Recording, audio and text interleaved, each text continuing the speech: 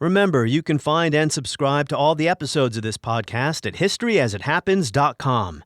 And you can sign up for my newsletter. Just enter your email in the box that pops up at the bottom of the screen. New episodes every Tuesday and Thursday. My newsletter every Friday. historyasithappens.com.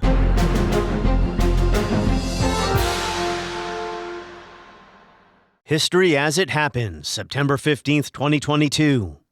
Semi-fascism? The MAGA Republicans don't just threaten our personal rights and economic security. They're a threat to our very democracy. They refuse to accept the will of the people. Not every Republican is a MAGA Republican. Not every Republican embraces the extreme ideology. I know because I've worked with them and the mainstream Republicans, and there's still a few of them left.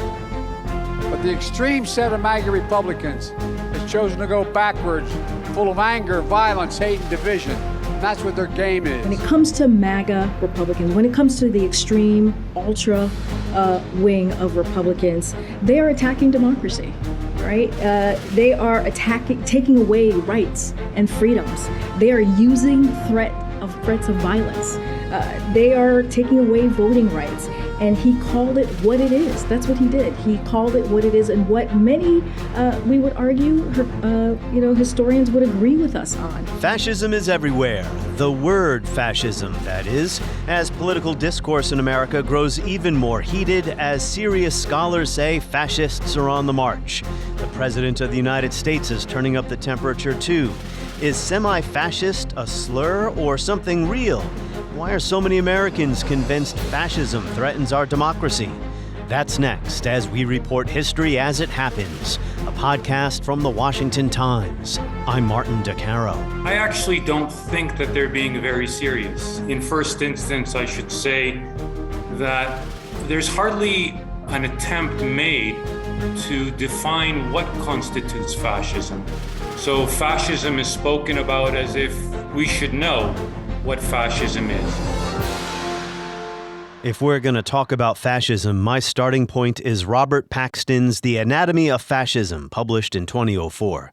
Coincidentally, the first year Donald Trump's The Apprentice appeared on NBC.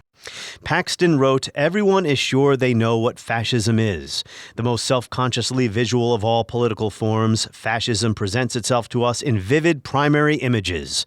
A chauvinist demagogue haranguing an ecstatic crowd, disciplined ranks of marching youth, colored-shirted militants beating up members of some demonized minority, surprise invasions at dawn, and fit soldiers parading through a captured city. Examine more closely, however, some of these familiar images induce facile errors. The image of the all-powerful dictator personalizes fascism and creates the false impression that we can understand it fully by scrutinizing the leader alone, i.e. Adolf Hitler."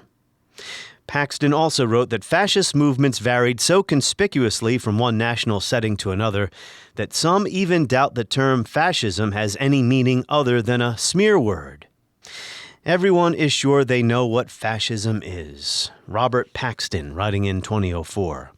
Well, ain't that the truth? Donald Trump and the MAGA Republicans represent an extremism that threatens the very foundations of our republic. Now, I want to be very clear up front. Not every Republican, not even the majority of Republicans are MAGA Republicans. Not every Republican embraces their extreme ideology. I know, because I've been able to work with these mainstream Republicans. And that was President Biden September 1st in his speech in Philadelphia. In remarks at a private reception a few days before that, he said what we're seeing now is either the beginning or the death knell of an extreme MAGA philosophy. It's not just Trump, he said. It's the entire philosophy that underpins it. I'm going to say something. It's almost like semi-fascism. And with those words, pundits, political scientists, historians, show hosts, activists leapt once again into this strange debate that never goes away in our country. What is fascism, and who are the fascists? Rob Reiner tweeted, "This midterm, there is no gray area. You either cast a vote for democracy or fascism. That's it." And writing in the Washington Post, Max Boot chided former Vice President Mike Pence, saying if he only had a tiny bit of backbone, he too would be calling out the fascists who almost lynched him while Donald Trump did not lift a finger to save him. referring to the mob chanting "Hang Mike Pence" on January 6, 2021. We love Trump! We love Trump! We love Trump! We love Trump! Mike Pence, I hope you're going to stand up for the good of our Constitution and for the good of our country. And if you're not, I'm going to be very disappointed in you, I will tell you right now. So about the January 6 riot, Democratic Congressman Jamie Raskin said two of the hallmarks of a fascist political party are, one, they don't accept the results of elections that don't go their way, and two, they embrace political violence. Well, that is true. Fascists might approve of the way Donald Trump egged on a mob to attack another branch of government, the only president not to accept the peaceful transfer of power. It is possible for folks who don't subscribe to fascist ideology to act like thugs anyway. But Donald Trump, the Republican Party, MAGA Republicans, most Americans, except for some fringe groups on the far right, are not fascists, at least not according to the definition of that ideology to which I subscribe. Yet a good number of Americans are worried we're becoming a fascist country. Now, there have only been a handful of fascist regimes in history: Mussolini's Italy, Hitler's Germany. Historians disagree over whether Franco's Spain was fascist. What's happening in the United States today bears very little resemblance to what happened in those countries. As Roger Griffin points out in his book, The Nature of Fascism, the Italian fascists and German Nazis were able to seize power because they exploited favorable conditions. Liberal politics were not deeply rooted in Italy or Germany, and both countries faced a series of crises in the aftermath of World War I. But we Americans have more than 2 centuries of constitutional liberalism to lean on. I haven't seen a single poll showing Americans prefer fascism. Now, as you know from listening to my podcast, I describe Trumpism as illiberal populism that is seeking to pervert, not end, democracy. And it's a problem that can be dealt with politically by adhering to our norms and contesting elections. But if you believe Trump and his movement are fascist, maybe you subscribe to other means. Jeffrey Bale and Tamir Bar-On have impressive academic credentials. Jeffrey Bale is an expert on violent political and religious movements at Middlebury Institute of International Studies at Monterey. Tamir Bar-On is a political scientist at Tec de Monterrey in Mexico. They are the authors of Fighting the Last War: Confusion, Partisanship, and Alarmism in the Literature on the Radical Right, a book written to address the issue we're going to talk about here today. Jeffrey Bale, welcome. Thank you, Martin. And Tamir Bar-On, welcome. Thank you, Martin. Thank you for having me. So you've written this book about the uses and abuses of the word fascism. So why don't we start there, Jeffrey Bale? What compelled you to write this book? Well, what compelled us to write this book is the fact that we believe that the threat posed by fascism and the radical right in Western countries has been egregiously inflated and exaggerated ever since the end of World War II. You know, if you listen to certain pundits and you listen to, obviously, if you listen to radical left-wing groups, or if you listen to the watchdog groups, the self-appointed watchdog groups like the Southern Poverty Law Center and the ADL and Hope Not Hate and Searchlight Magazine, they're always presenting this image that fascism is on the march, fascism is on the verge of becoming like a major political threat. The violence from that quarter is the greatest threat of terrorism. It's like the interwar period. They're still living in the past, like it's the 1930s, where tiny fascist grouplets on the margin of society, which has been the case ever since World War II ended, are suddenly on the verge of taking power and having a tremendous influence on the political system or destroying or subverting democracy and so forth and so on. So essentially, our book was written to challenge that endless alarmism, or there's a term that a historian used known as the Brown Scare. The Brown Scare would be like exaggerating the fascist threat, using that threat to justify repressive measures and crackdowns on political opponents and so forth and so on. And so we argue that in our book that the Brown Scare has been periodically resuscitated from the late 1940s all the way up to the present, whenever it seems to be convenient for political elites or various kinds of activist groups in society, apart from having an influence in certain political parties like the Movimento Sociale Italiano and the Nationaldemokratische Partei Deutschland, and more recently the Golden Dawn.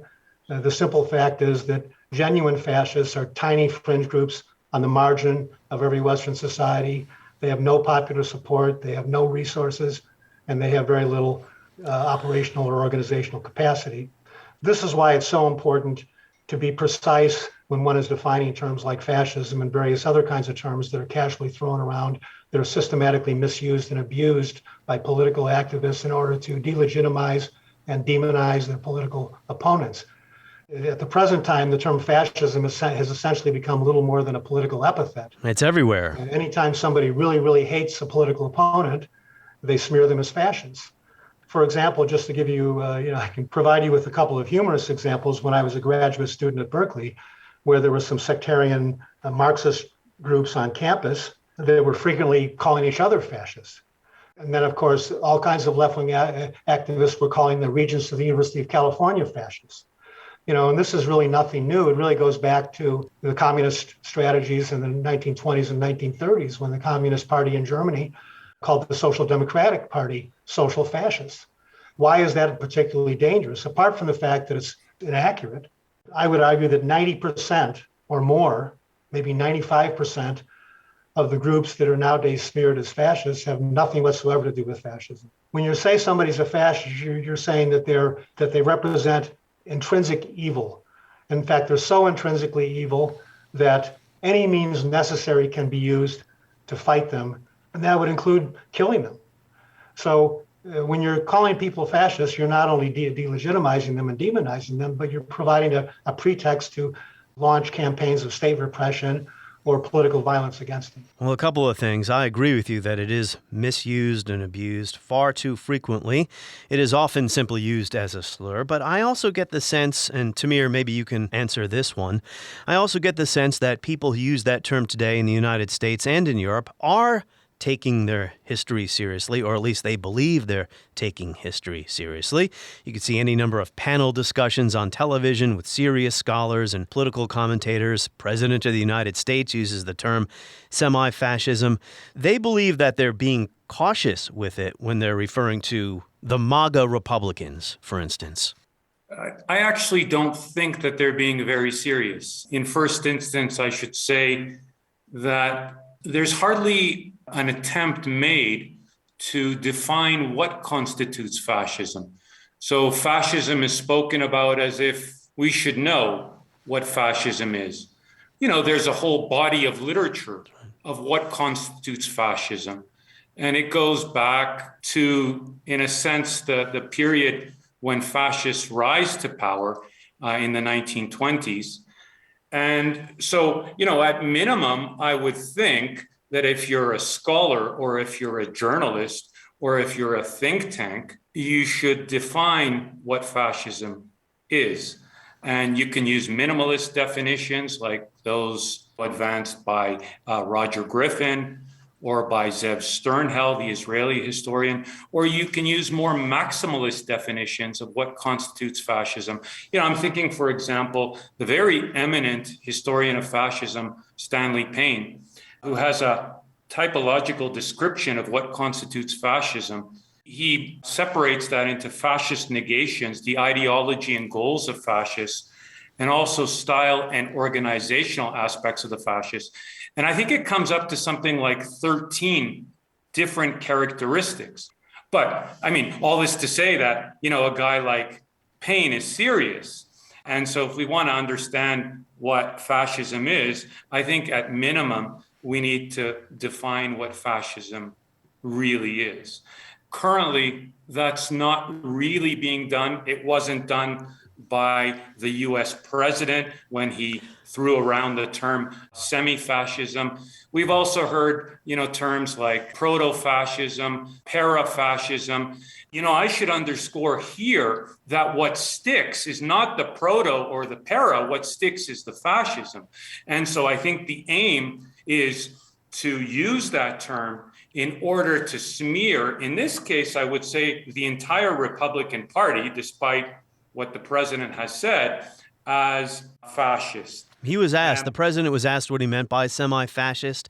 He said to the questioner, "You know what I mean." which not really a definition, but. Yeah, well, first of all, I don't think he even knows what he means half the time.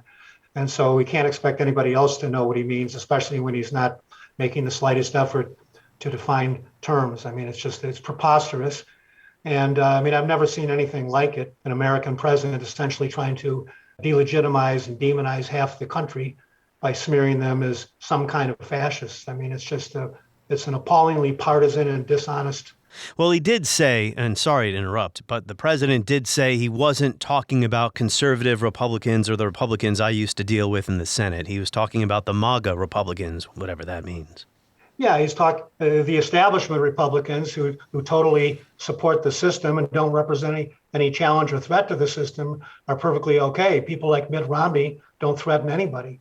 When you have people who are seriously threatening the legitimacy, well, actually, they've destroyed their own legitimacy. But when you have people challenging the legitimacy of the establishment, the bipartisan establishment in this country, that represents, from the point of view of the establishment, a more serious threat. And therefore, you can take the gloves off and call them whatever names you want to and unleash the FBI and the DOJ to persecute them and so forth and so on. And that's exactly what's being done. This kind of rhetoric invariably is a precursor to persecution. Well, is it possible that people are conflating fascism with other forms of authoritarianism that they believe they're witnessing inside the country right now? Because I'll give you one example. This is a Washington Post editorial written by a scholar, Federico Finkelstein. He is a historian at the New School. And I see, Jeffrey, over Zoom, you're laughing. So I guess you're not a fan of his work. But this is what he said. Well before January 6, 2021, Trump had already established key pillars of fascism: the militarization of politics, xenophobia, totalitarian propaganda techniques, demonstrable falsehoods, and the demonization of his antagonists. As you know, I discussed fascism with Roger Griffin a few weeks ago, and he said it's a common mistake to see something that looks like fascism and then believe the person doing it is a fascist. Okay, well, first of all, there's two separate issues, and I want to let Tamir respond to Finkelstein because Tamir made a fairly good analysis of Finkelstein's arguments in our book. But the fact of the matter is that, yes, that you can talk about authoritarianism without talking about fascism. But then the question is, to what extent was Trump really an authoritarian? And I think we need to get back to that point.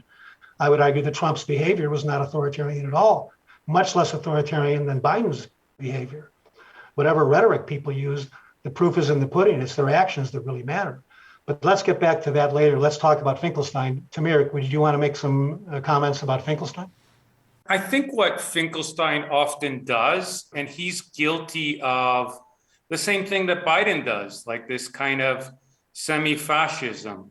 He tends to conflate a lot of different terms: populism with fascism, with authoritarianism.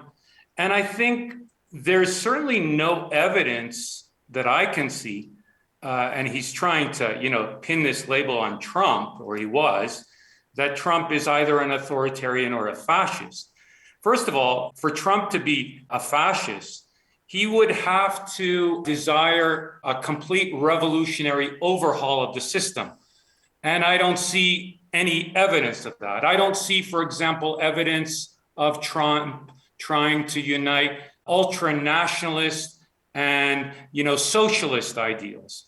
I don't see, Trump as interested at all in something like corporatism. I don't see Trump in being interested in the goal of, let's say, a mass party militia. So I don't take Finkelstein particularly seriously. I would actually suggest that he should, in first instance, try to define various terms, in particular fascism, to distinguish it from populism and to distinguish it from authoritarianism. That Trump can be a populist, yeah, I suppose that there could be an argument made for that. But there are populists of all ideological stripes. That doesn't necessarily make you an authoritarian or a fascist. Or you'll hear wannabe authoritarianism. So I have my own views on Trump and Trumpism. However, I don't refer to him or his movement as fascists. Roger Griffin's definition is Fascism is a political ideology whose mythic core in its various permutations is a palingenetic form of populist ultra-nationalism. Here is my definition of fascism, and then I want to hear each of yours. And Jeffrey, why don't you go first after I offer mine? And mine is heavily influenced by my reading of Ian Kershaw, Richard Evans, 20th century, 1930s, 1940s European way of looking at it, although there, of course, were major differences between Italian fascism and Nazism. So I refer to it as a political and social movement that exalts the nation above all else, thereby marginalizing personal freedoms and civil liberties. Fascism requires extreme regimentation of nearly all aspects of public life, and politically it's defined by one-party dictatorial rule without free elections or oppositional parties, no free press, heavily reliant on a mobilized public. That's Kershaw's idea of a popular dictatorship. And Nazism in particular had an obsession with race and war, of national aggrandizement.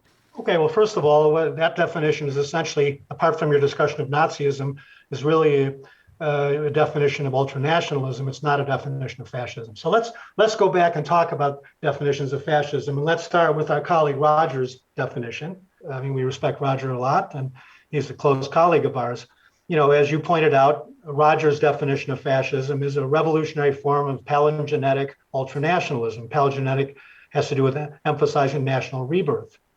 Ultranationalism being organic, anti-liberal, and tribal form of nationalism. The problem with that definition is that it's only half the story. What it really is a definition of is radical nationalism. This is where Zev Sternhill, I think, really provides the other half of the definition, and this is really the key thing. This is the key and most distinctive aspect of fascism. According to Sternhill, who's written a lot about this subject, the most simple way to define fascism is illiberal nationalism, or nationalism plus socialism equals fascism. The type of nationalism is the illiberal type that we've already been talking about. What type of socialism are we talking about? Well, we're not talking about Marxism because we're not talking about international socialism.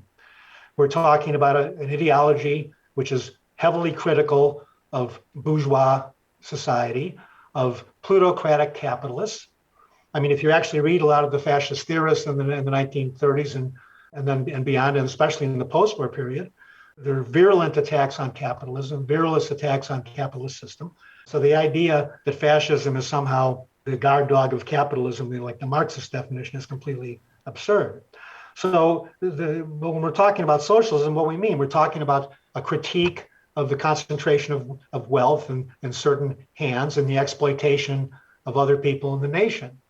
What's the utopian vision of fascism? The utopian vision of fascism as a national community where everybody's cooperating together harmoniously for the common interest. And that means that on the one hand, you can't allow capitalists to egregiously exploit workers, and you also can't allow workers to strike and disrupt production.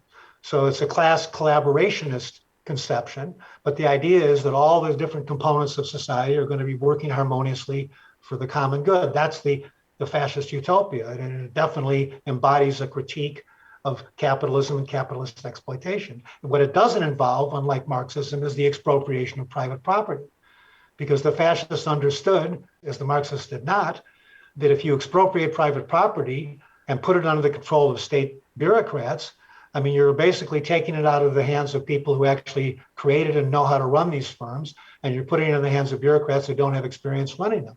So the fascist solution, if you want to call that, to dealing with capitalist exploitation or anti-national capitalist policies was to place them under political control, not to expropriate private property, but to discipline them politically. As long as they supported the interests of the nation as defined by fascist parties, for example, they were allowed to maintain control of the means of production. So that's the essential difference. The communist utopian vision is a classless society where everybody's working together harmoniously for the common good. The thing you have to understand about fascism is a rival revolutionary movement. It's an ideology which is a rival to communism. They're competing revolutionary ideologies. They're both critical of bourgeois liberalism, bourgeois democracy, and capitalism.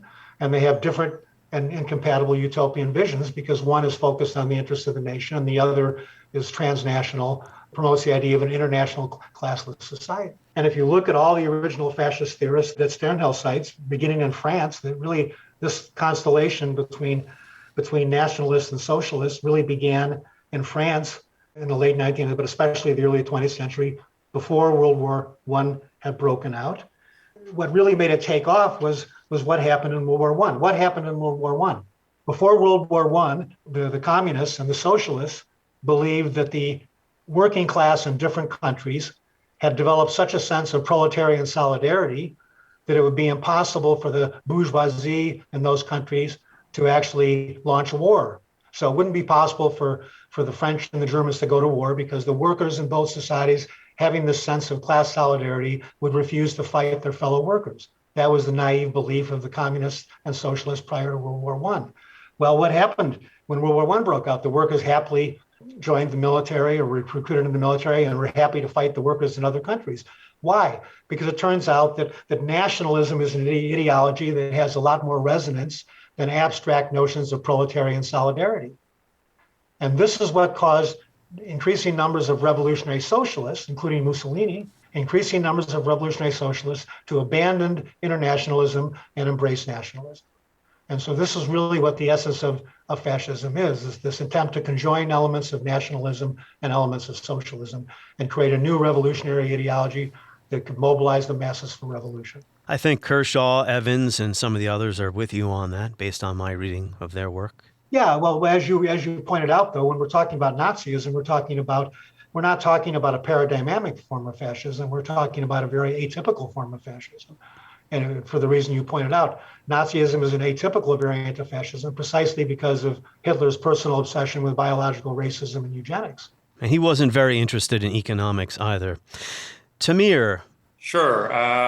What I can add is, I'm fully in agreement with Jeffrey's definition of fascism borrowed from Sternhell. And he cited Georges Valois, this French fascist, who, by the way, let Jews into the fascist party.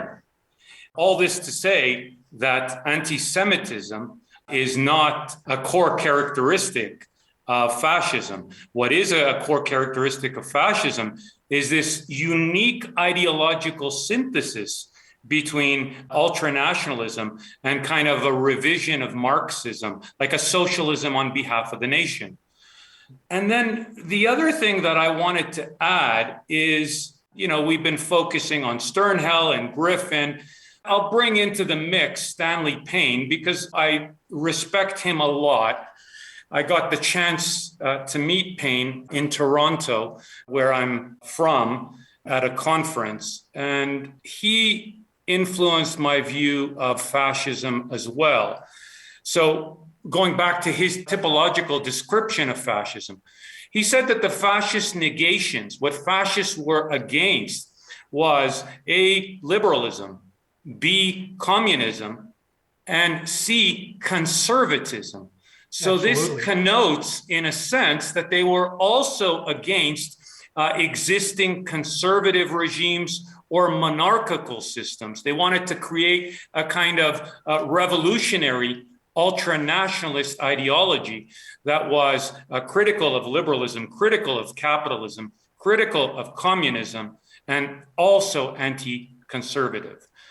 He also pointed out, in terms of the ideology and the goals of fascists, that they wanted to create a new nationalist authoritarian state based not merely on traditional models of the past. So fascism offered a new totalitarian or authoritarian nationalist conception of the state.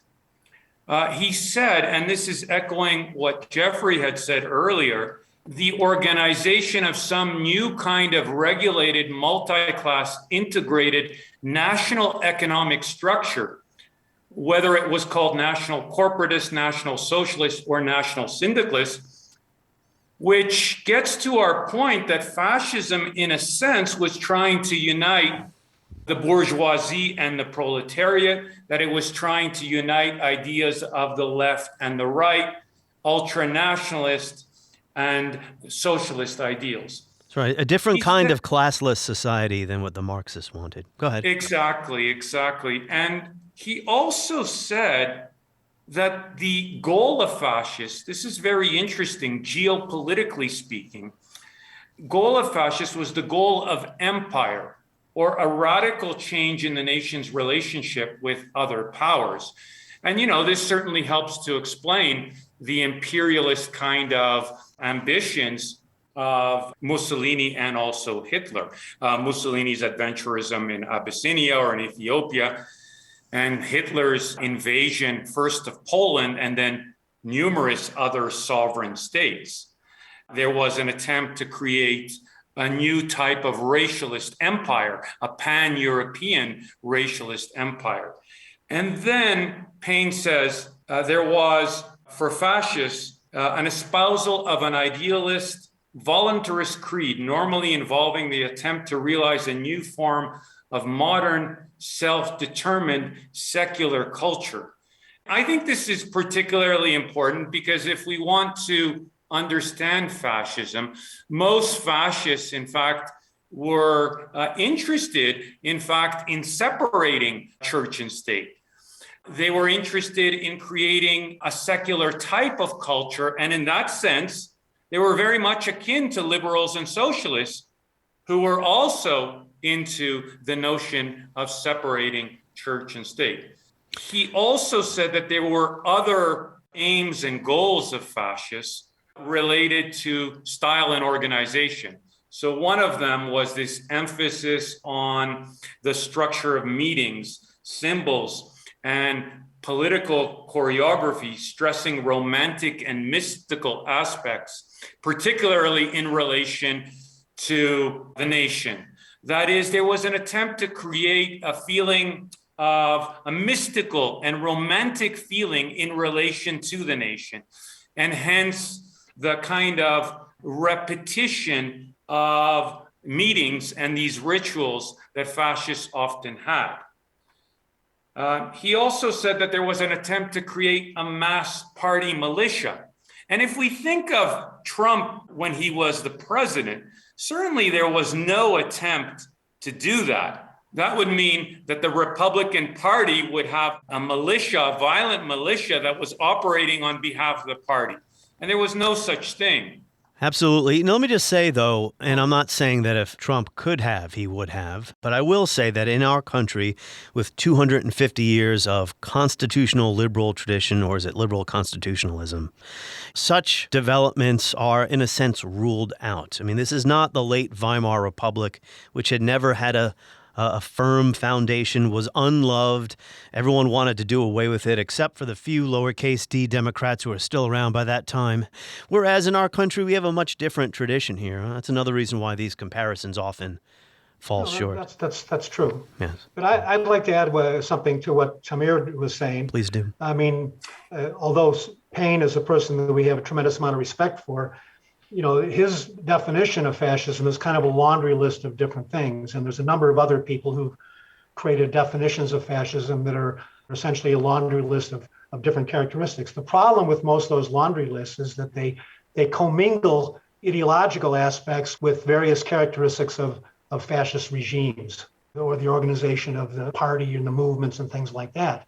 And that's why it ends up getting all, in my opinion, confusing. To understand a particular ideology, you have to focus on the core ideas associated with that ideology. When those ideologies animate a movement, then obviously it has a real world thing, and there's a lot of compromises begin to be made. And if that movement should seize power, then all of a sudden you've got a radical ideology, a revolutionary ideology, which is now entrusted with running the state, and it has to establish various institutions, which in some cases are corrupt the ideological purity. When we're talking about fascist regimes, I mean, they're very close to communist regimes. They're totalitarian regimes with mass parties. They don't allow any kind of opposition whatsoever. The goal of both is not simply to control the external behavior of people, but to transform people's consciousness, That's the difference between a totalitarian movement and an authoritarian movement. Authoritarianism is basically controlling the behavior of people, making sure they behave. Totalitarian movements, you're not only controlling their behavior, but you want to indoctrinate them to the point where you actually transform their consciousness. And mobilize as well. The theorists after World War II, Hannah Arendt and many other people, Friedrichs and Brzezinski and so forth and so on, the theorists of totalitarianism, they rightly pointed out the tremendous amounts of similarities between communist and fascist regimes. Definitions are important. I've dedicated several episodes of my podcast to defining basic political and philosophical concepts, such as this one, semi-fascism, which I guess means half a fascist, right? But I'll give you Democratic Congressman Jamie Raskin of Maryland. And this is to one of my earlier points about how people can conflate bad behavior, if you will, with fascism. Raskin said two of the hallmarks of a fascist political party are, one, they don't accept the results of elections that don't go their way, and two, they embrace political violence. Well, the same could be said of Stalinism and many other forms of, lousy rulers. So let's talk about not accepting the results of elections. The fact is that for the last 20 or 25 years, when Democrats have lost elections, they've challenged the legitimacy of the election. They've demanded recounts. For example, they thought that Bush had been selected instead of elected. Challenging election results that don't go their way is very common, and it's been especially common for Democrats in recent decades. So somehow, you remember that beginning in late 2016, there was arguments all over the mainstream media and amongst Democrat politicians that Trump was an illegitimate president. Hillary Clinton has continued to insist since the 2016 election that Trump was an illegitimate president, that he wasn't actually elected. He was really a Russian asset and a traitor who was put in office by Putin. This was what the whole Trump-Russia collusion conspiracy theory was about, which was pushed by the mainstream media, the most respectable organs of the mainstream media, pushed by Democrat politicians, pushed by activists, and pushed by virtually all the powerful centers of society. Turns out now that we know that the whole thing was fabricated, the Steele dossier paid for by the Democrat National Committee and Hillary, the whole Trump-Russia collusion thing was a bogus narrative from the beginning. It was used to launch these investigations, these frankly anti-democratic investigations of Trump. But that doesn't make Democrats fascists. Is that what you're trying to get at? That's exactly right. Even after the election in 2016, Hillary and some other Democrats were pressuring electors not to actually vote the way the public voted in their states. So, in other words, the point is, this is really what I'm saying. All of a sudden now, if you challenge election results and cast doubts on the legitimacy of an election, and by the way, the 2020 election was problematic in numerous ways, now all of a sudden it's an attack on democracy and a threat to democracy. But when the Democrats do it, it's not an attack on democracy or a threat to democracy. And I'm not saying this as a partisan. I'm not even a supporter of the Republican Party, nor am I a supporter of the Democrats, by the way. But my point is, if you're going to at least to recognize the double standards and hypocrisy of this kind of rhetoric. Hypocrites are a dime a dozen in this town. That's why I stay in my studio by myself here. Sure. A lot of different political movements have not accepted the results of elections. Like I said, communists dealing with Poland. They didn't want to have free elections in Poland after World War II because they knew it wouldn't go their way. And also they embraced political violence. Well, that's not just fascism or fascists. That's correct. Although it's bad enough that some Republicans have condoned political violence. When I mean some Republicans, who am I talking about? Well, Donald Trump. I'm not talking about Mitt Romney or Mitch McConnell. So they've embraced political violence? Yes, Donald Trump has condoned political violence. I don't think that's true. Well, Christopher Browning on this podcast, he's a scholar of Nazism. He does not call Trump a fascist. He doesn't call him an authoritarian, either do I. I use illiberal populist, but he did talk about fascist style. For instance, holding large rallies and demonizing your political opponents. That doesn't make you a fascist. Okay, so in other words, when Bernie Sanders held large rallies and criticizes political opponents, that wasn't fascism? No, of course not. If you're going to use that as an argument, it's not. If a politician is exceptionally popular and he attracts huge crowds whenever he speaks, isn't that something you would think in a democratic society would be a good thing? Here's somebody who's a candidate who attracts a huge number of people to his rallies. Is that a sign of fascism now, as opposed to a sign of robust democracy? No, it's not fascism at all. You could say it's populism, illiberal populism. With the content of the rallies, not just the size. My point was that you can, and people, of course, are doing this. This is probably why you wrote your book. They cherry pick things they don't like or they find disagreeable, and they kind of fold that into some kind of generic blah definition of fascism. That's true. Yes. Yeah, I would agree Tamir, with that do you want to jump 100%. in? Yes, thanks, Martin. I just wanted to say, it strikes me as odd because there have been plenty of academics that have made this insinuation that Trump is a fascist or have actually said it.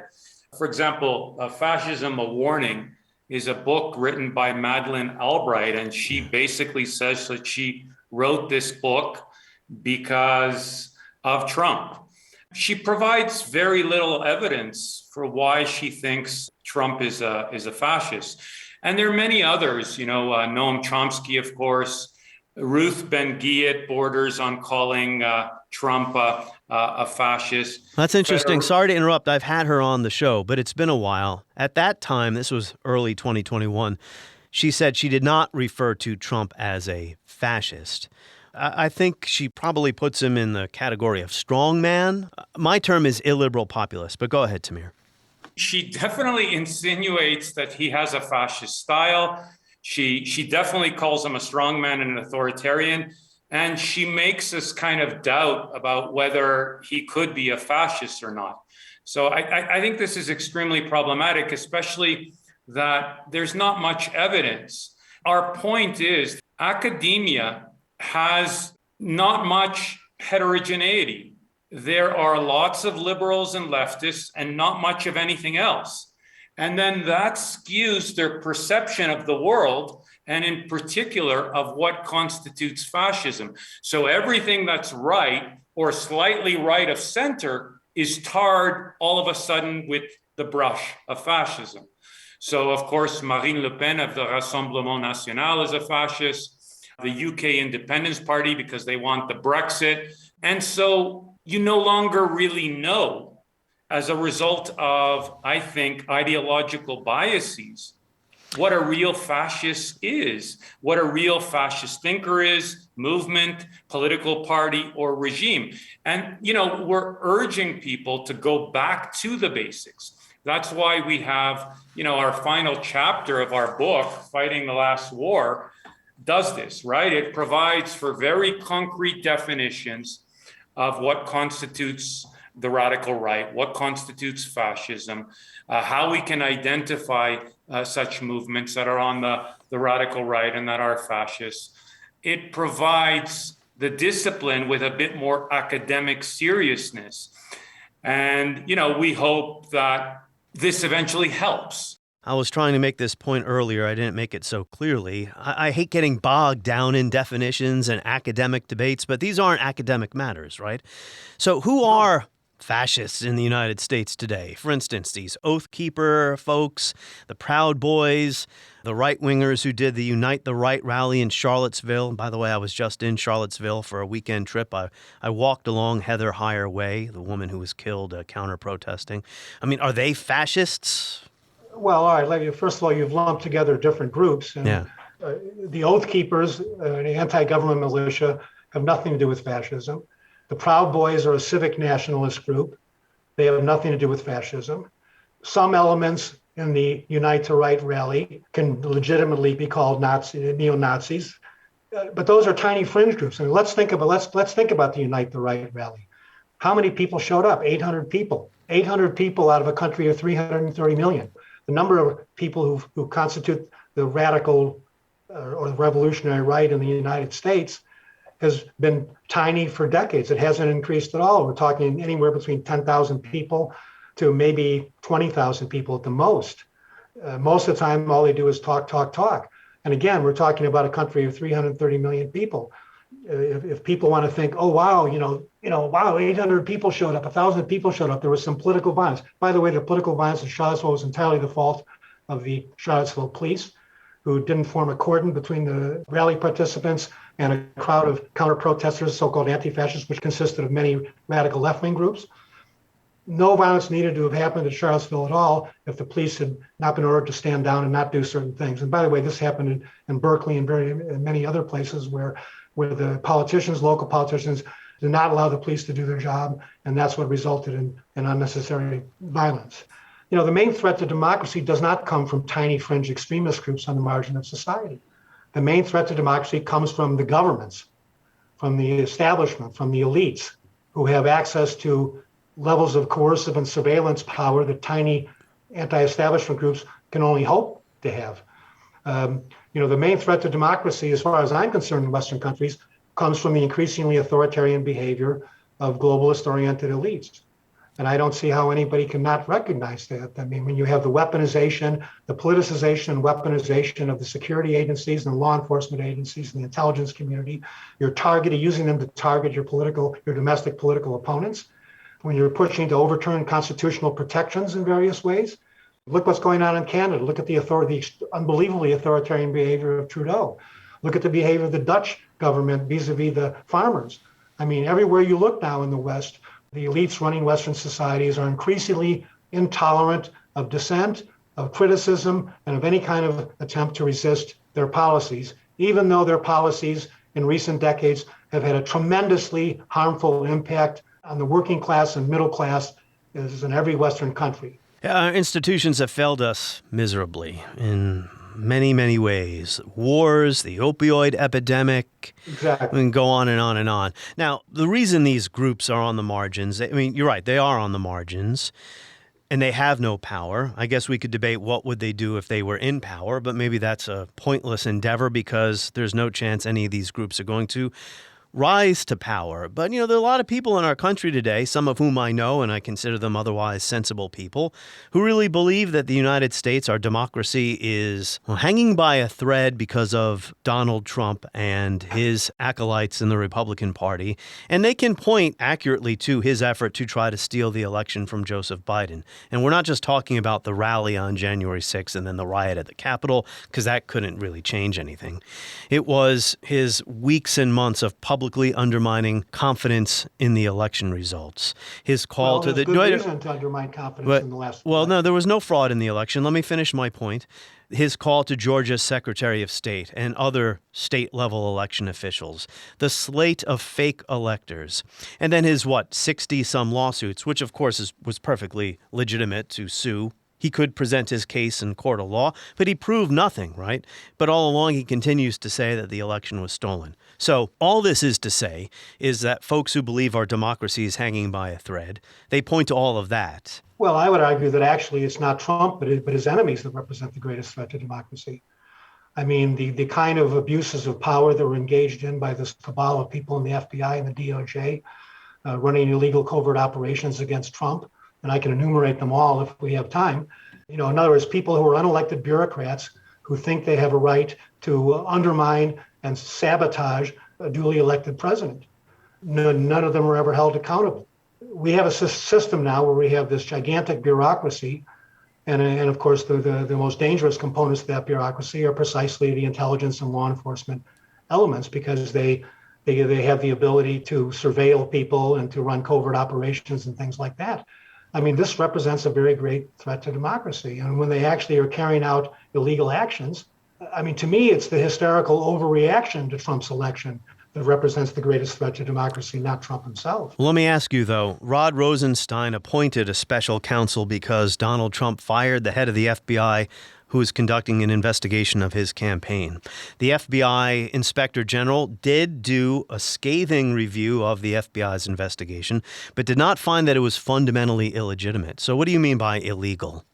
Well, the Inspector General's main goal, I mean, ostensibly they're supposed to be an objective, evaluator of the behavior of their own agency. But the fact is that the Inspector General identified many acts of wrongdoing, but he denied that the overall pattern that was actually the motivating factor of those wrongdoings. Ultimately, you can't expect something within a particular agency to actually do a thorough investigation of that agency. There should have been an external investigation by a neutral body. That we have, the whole basis of the American system is checks and balances. I've spent decades investigating covert operations of various secret services and intelligence services, and particularly in connection with manipulation of terrorist groups and things like that. So I have a lot of familiarity. I've gone through thousands of pages of judicial sentences, parliamentary investigative reports, and painstakingly reconstructed egregious violations of people's civil liberties in various Western democracies. And, it used to be that the left was concerned about those things. I consider myself on the left too. I mean, an old-fashioned liberal. It used to be that the left was sounding the alarm about what they considered the abuses of government power and the abuses of the intelligence and security agencies. And now they're all cheering them on. As long as these agencies are abusing their power to attack their enemies, then the left couldn't care less, just like the right couldn't care less before. So, Tamir, Jeffrey and I obviously have a difference of opinion on how to define Trumpism. I see him as an illiberal populist, and I also believe he is dangerous, although maybe not to the extent that some of my liberal friends here in Washington believe. How do you define Trumpism? What's your view on this? Well, we don't actually define Trumpism in the book. That would be interesting. Well, you can do it here. Well, I'm not going to take a stab at it now, but I will say that to me, he's a standard liberal Republican, if anything. He's interested in restoring, in a sense, the power of the United States of America. And interestingly, one way in which he wants to do it is particularly anti-fascist. Like, he wants to retreat from U.S. endeavors abroad. And if you remember, actually, that one of the characteristics of fascism from Paine is the goal of empire. So that doesn't seem to me particularly fascist. So I think that he's clearly not a fascist. I don't think that he's an authoritarian. I think that he could have made more statements on the day of January 6th. Yeah, I think so. More clear kind of an authoritative statements. Or not go to a rally and egg on people to attack another branch of government. I mean, come on. Yeah, and I would have made a very clear statements a bit earlier, I think. He's the only, I'm sorry to interrupt, he's the only American president not to accept the peaceful transfer of power. So yes, Democrats have been hypocrites. A lot of them, objected to the counting of the electors on the day it's supposed to happen. I think even Jamie Raskin did that himself a few years ago. But they didn't run a concerted campaign to try to steal the election from the winner. There's a difference there. But go ahead. The other thing I'd like to say is an outside observer from Canada. And this is, Jeffrey's point about the danger of the center, the danger of existing elites. Trudeau is a liberal Democrat, supposedly, and invokes the emergency legislation against truckers' protests. And then he calls them fascists and brown shirts, including a Jewish member of parliament, by the way, from my mother's riding, Thornhill in Ontario. And the aim is essentially to delegitimize legitimate protest in respect of COVID-19 mandates. To speak about, January 6th, as an outside observer, I must also say, it strikes me as strange, the most powerful country in the world, and the type of security that existed on January 6th. I just throw that out to the listeners because it strikes me as strange. It strikes me as something that could not have been accidental. And then, for example, you look at the inauguration or inaugurations in general, there's a lot of security. They knew that there was a lot of chatter in relation to a number of groups. So I asked the question, why was the security so lax? And I think this is a key question that I would pose to the American public. Not at the point when the mob finally got to the Capitol. By then, it's too late, right? I mean, without a doubt, Martin. Yes, Absolutely. I mean, you can't expect a handful of police officers with their handguns gunning down, and I'm glad they didn't spill blood, right? But I get your point. Any closing thoughts, Tamir?